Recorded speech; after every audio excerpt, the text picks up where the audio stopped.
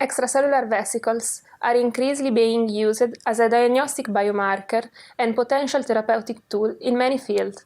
Flow cytometry is the most straightforward analytic method for characterizing biosurface markers. This protocol can be used in analyzing nanosized particles, is fast, and is applicable to conventional cytometers without the need for special setting or a dedicated instrument.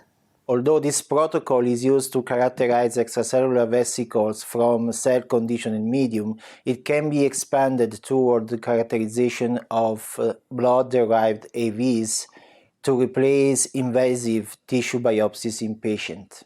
For researchers new to the protocol, it is critical to perform steps described in the setup method section and to closely follow the demonstrated gating strategies.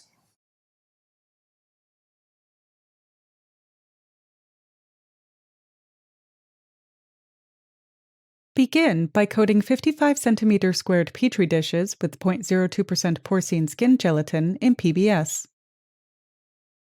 After 15 minutes, wash the dish and plate 4.4 × 10⁵ cardiac progenitor cells onto each dish in 7 milliliters of Aiskov's modified Delbecko's medium, or IMDM, supplemented with 20% fetal bovine serum and 1% penicillin and streptomycin for their incubation at 37 degrees Celsius and 5% carbon dioxide. When the cells reach about 80% confluency, wash the cultures 2 times with Delbecko's PBS without calcium and magnesium, and feed the cells with 10 milliliters of serum-free exosome production medium. After 7 days, pool the conditioned medium from each plate into a single polypropylene centrifuge tube.